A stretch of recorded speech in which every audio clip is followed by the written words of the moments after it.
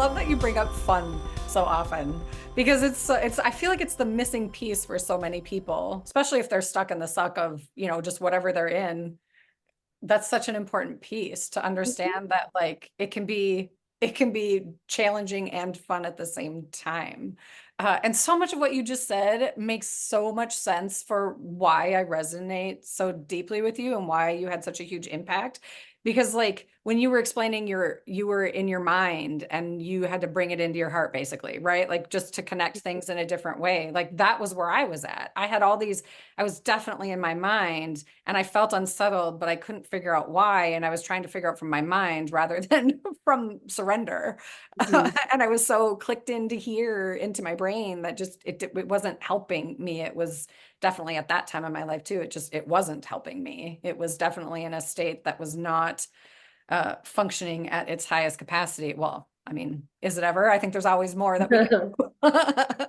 Well, I just want to piggyback on that because I went through something recently where I had this kind of self-made goal of like, oh, in so many years I'm going to make this change in my life, and it was kind of I was getting obsessed about it for several years, and a lot of other external things happened in my life, and it kind of kept getting put on the back burner. But I wanted to have this kind of vision of like, what am I doing? And now, like a year and a half, which back then it was I had a 4-year plan, a 3-year plan, a 2-year plan. Yeah. And part of it was, this is where sometimes too much knowledge can create confines. So, like at the end of this year, I go into a different astrological phase. And so for years, one of my old mentors was like, that you're going to have a big shift then. And so it's like, oh, I better hurry up and get ready for that. That's what started to come on my radar. And it was kind of driving me nuts because it felt like I was forcing things. And then I was anxious about trying to get things to gel. And it made some suffering a bit more apparent.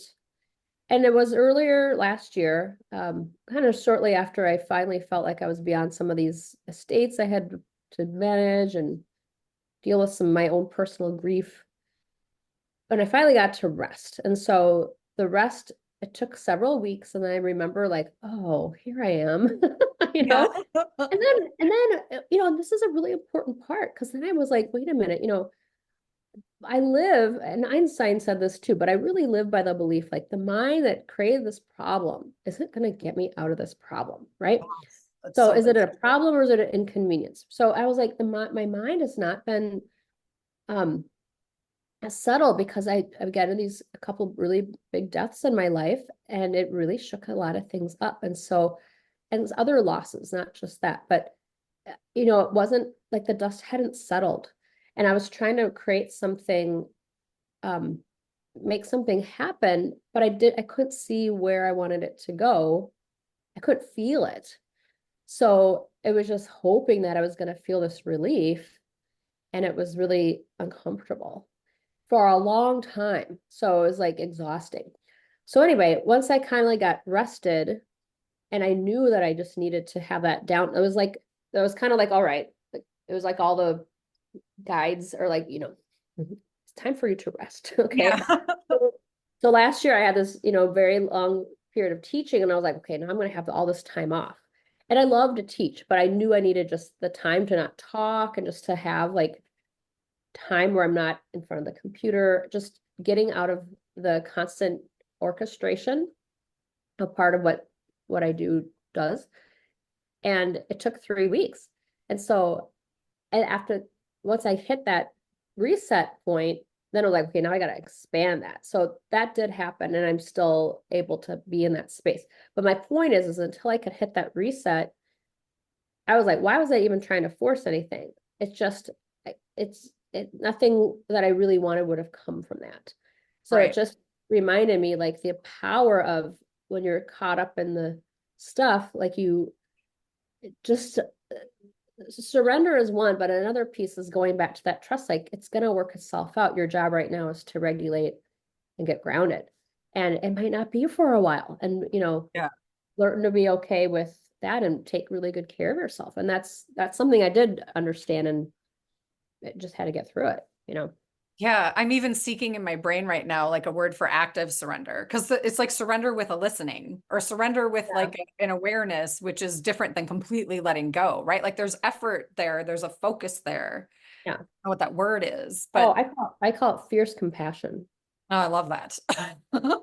Yeah, it's like, Because that is a thing. Like you have to like that whole the reset, like resets are so huge. And I know when I need like I hit that wall and then I'm like, uh-oh, I'm beyond, I'm to the point where I need an actual reset. And then it's like there's only a handful of things that I find that work for reset yeah, and they all involve rest or like, me not putting as much out into the world and me sort of more yeah, cleaning up my world, my internal world so that I can fill it then with, because stuff is crumbling off that I'm yeah, hanging into that's not mine anymore.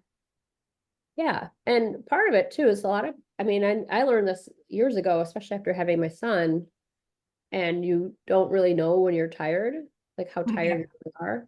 But I can tell now, like when I finally do get a chance to rest, how long it takes me to reboot is a sign of my rest. You know what I mean? Like Mhm.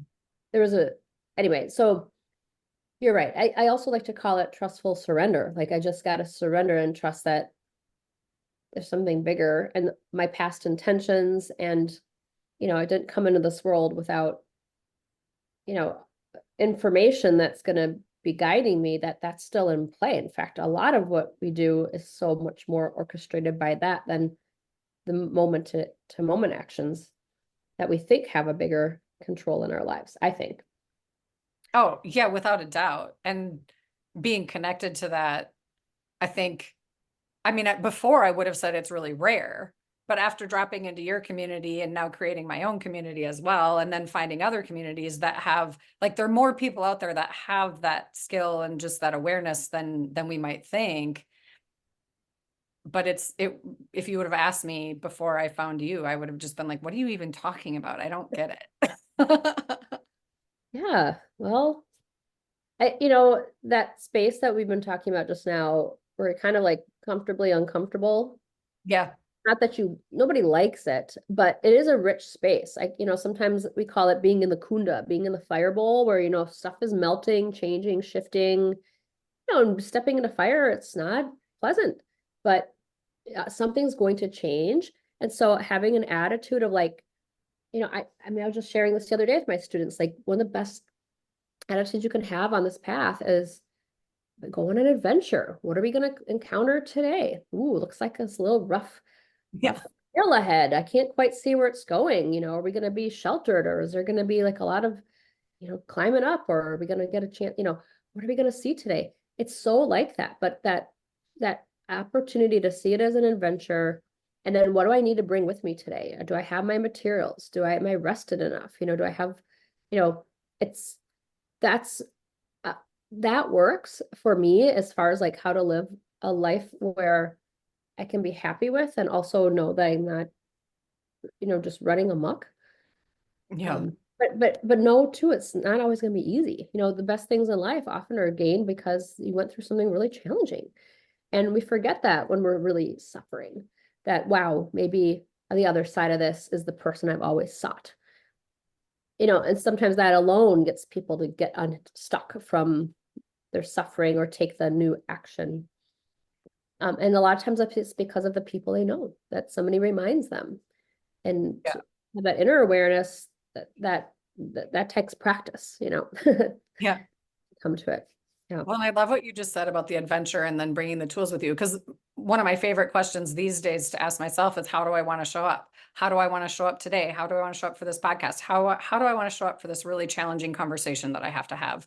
Mhm. But to add a layer to that is, what tools do I need to bring to support me and assist me in Mhm. showing up in that way? Because it's not just about like how I show up. There's tools and resources that are required, and it's not all me. Sometimes it's like, ooh, maybe if I have a conversation with someone else who can really support me and bring me in clarity for this difficult conversation would be really helpful. Or, there's just so many layers to it. And I think the more awareness and intention and work we're willing to put in from that, not the messy mind state, from that clarity state that we have to practice finding, it can shift so many things, and it does make it feel more like an adventure. Like you talked about like being uncomfortable in the, I can't remember what you called the fire bowl.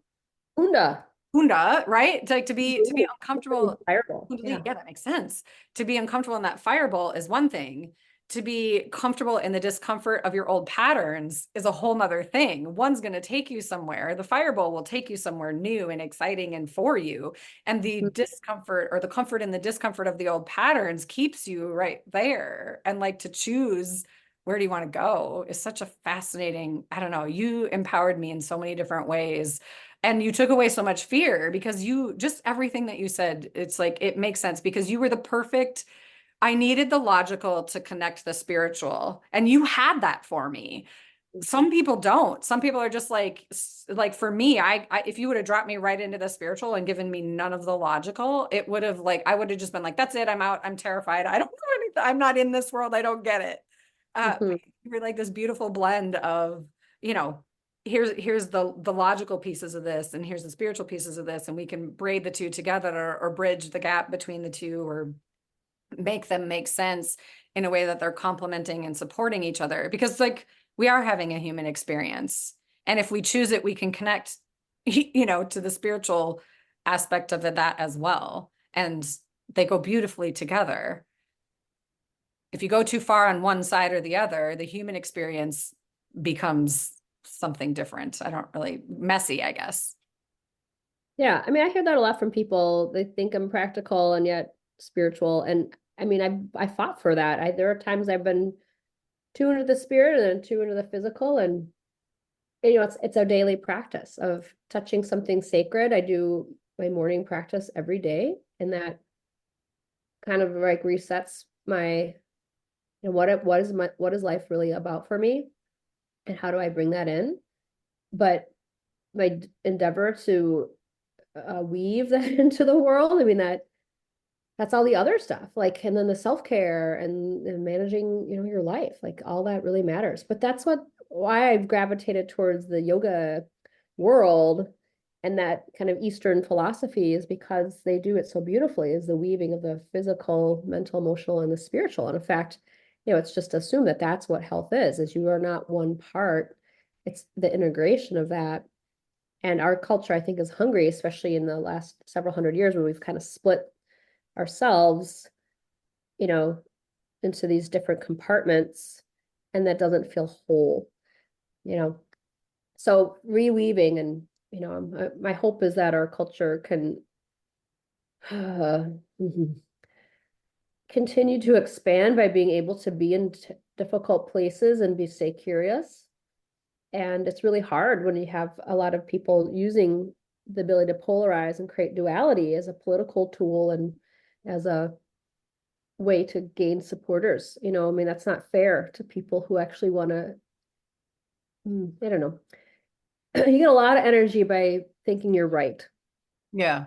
It's not a real type of energy, but it's an energy that people can co-opt and use. So I'm not interested in playing with that kind of energy. So I'm going to be the person that will try to talk to everybody, but rather than try to presume or suggest an agenda, I want to be a mirror and ask questions. Like, tell me Yeah. more about that. Why do you think that? Is that really true for you? And I don't know. I think it keeps me from getting, anyway, we're going into weird territory here. So No, it's okay.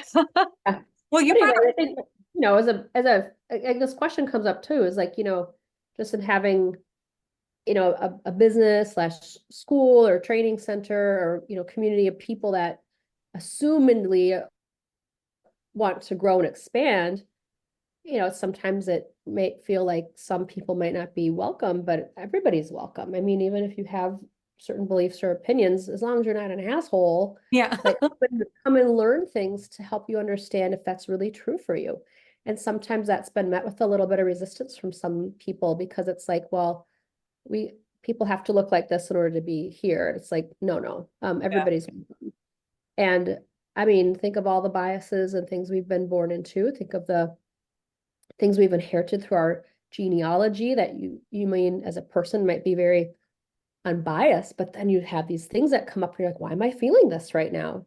So yoga is such a great place to look deeper at those hidden um, constructs and in a very deeply personal way start to uh, dismantle them, you know.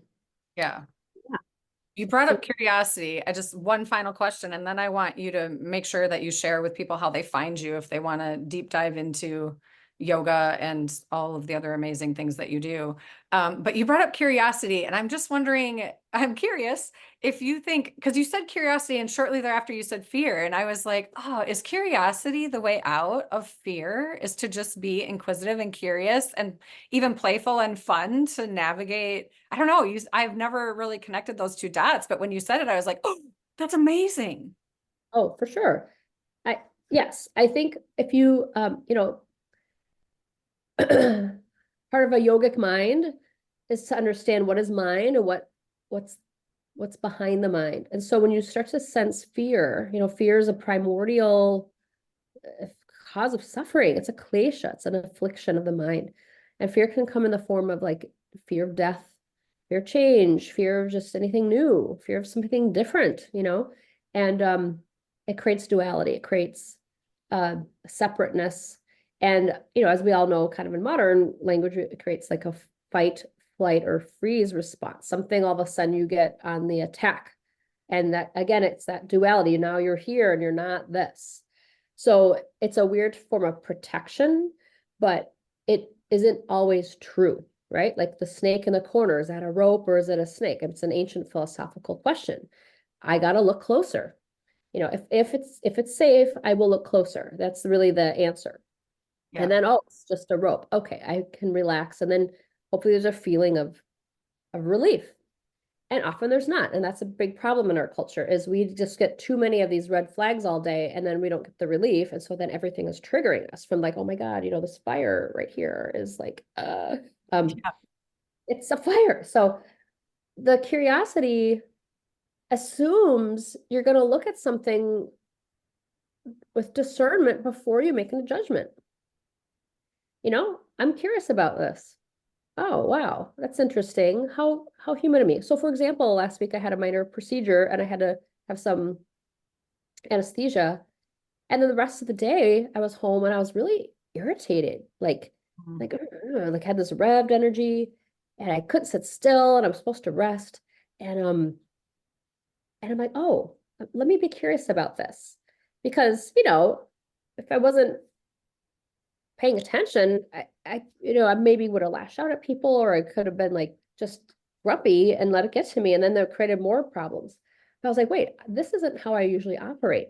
What just happened? Oh yes, I have a bunch of drugs in my liver, and how human of me. I'm a pitta. I have a lot of fire, and Yeah. so they just threw some fire on my fire. No wonder I'm like edgy and antsy, and like there's probably some other stuff in my system masking my normal state of or my more common state, and it's creating a layer of something, but it's temporary. And so just remembering that it was temporary, it's Yeah. not really me, that took a huge thing off. And then anytime I felt that rev, I was like, oh, let's just watch it kind of disintegrate. And then by the next day I didn't sense that anymore, and I was really grateful for my liver to like metabolize that stuff and calm me the heck down. Um, so that's the curiosity thing. It provides a certain kind of level of space. And that's kind of what we started our talk with is what kind of space are you in? Are you, like even your comment of, how do I want to show up for something today? You get to choose that space. You recognize that the space hasn't been formed yet, but it has influences. And you can influence this space. And I mean, that's really when you become empowered, is like you recognize it doesn't always have to go the way it's gone in the past with all the conditioning.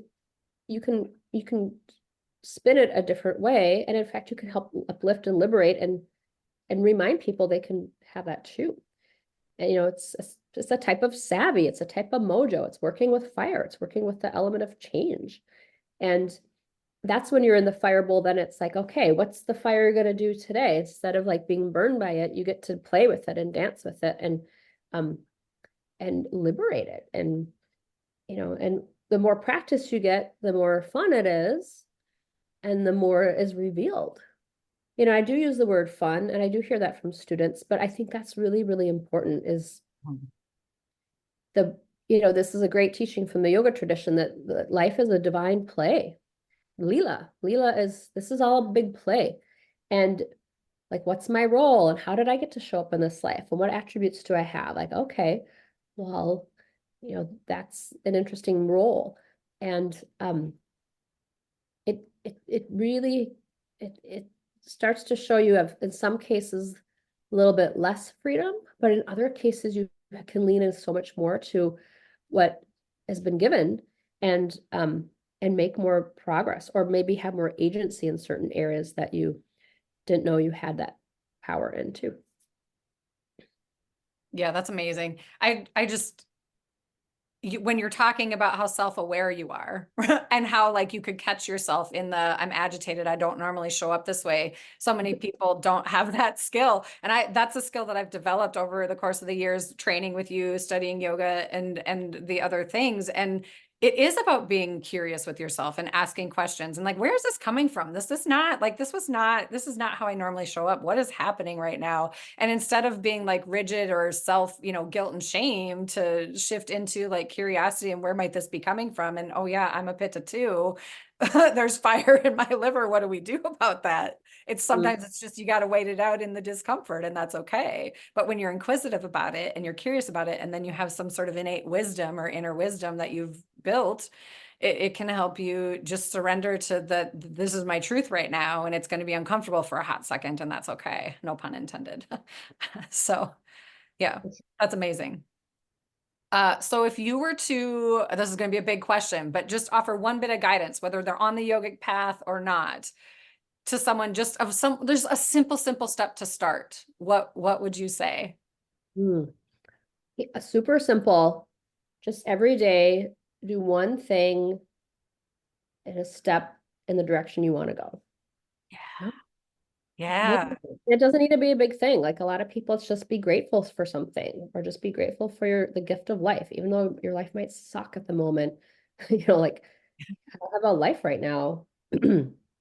Yeah. Or drink an extra glass of water. But when you consciously are like, this is moving me where I want to go, that builds faith. And that faith will build a lot more willpower. And then you're going to start to remember the things that you've been wanting to remember.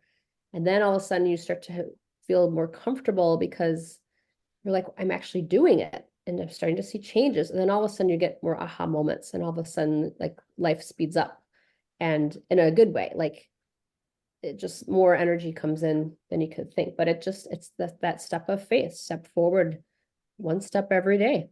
And the Bhagavad Gita will back you up. It says, any effort, no matter how big or small, any effort towards, that whatever it is, that sacred, it's Krishna in the Gita, but you could call it towards your best self, never wasted. You might not see the benefits of it the next minute or the next day or even this life, but it goes into your karmic bank account as merit, and it will serve you. That's amazing. I love that. It's simple. It builds because you're doing it every day. And what you said about it builds faith. It's so true. And it's such a simple thing we can do for ourselves. Ah, Mhm. you're amazing. Thank you so much for spending this time with me today. Oh, I love oh, talking to you. You are at the tippy top of my list of people who inspired me and empowered me and gave me skills and tools that I didn't even know existed in this world until I met you. And I always appreciate the fun that we have together. You do make life fun. We always giggle. Um, always, always giggle. A lot of giggling when we're together. yeah, that's Yes. amazing. Yeah. A little more, maybe a little more serious today. We didn't giggle too terribly much, but yeah, there's just something about us coming together that's great. So, where can people find you? What's the easiest and best way for people to contact you Oh, or connect with you? yeah. I mean, there's websites. I have four. I have my personal Tanya Boigenzahn.com. That'll have all the things that I do personally, which might not be through my school, but everywhere. And then there's Devanadi Yoga. So that's the school website that has everything related to the school, a lot of programs, teacher training, Thai Yoga Bodywork, guest teachers. ThaiYogaBodywork.com is just for the Thai Yoga Bodywork programming. So that's its own kind of unique school. So if you're just looking for that. And then I have a website called Clear Vision Retreat, which is on one of the retreats that I lead in Costa Rica. It just happens to have its own website. And then you can find me on social media, Tanya Boigenzahn, David Yoga, Yoga Bodywork, Facebook, of course. Yeah, and of course, if you want to come live to anything, we're in Minneapolis, right? In Linden Hills, 44th and Upton. And a lot of things we offer hybrid. So if you don't live nearby, a lot of things you can do through live stream or through recordings. So there's a lot of that going on too. Yay. So a lot of ways they can connect with you and dive in if they are called to do so. Beautiful. Yeah. Thank you. And you can find us on Hypothetically Intentional on social media on both Instagram and Facebook, and then all my other accounts, which I'll link all of these in the episode so that people can just quick, easy click, click to your accounts. Thanks. So, thanks for being here, Tanya. Thank you, Michelle. It's so great to spend some time with you on this snowy, it's not very snowy, on this January day with you. January day in Minnesota. That's a wrap for today. Bye. Be you every day.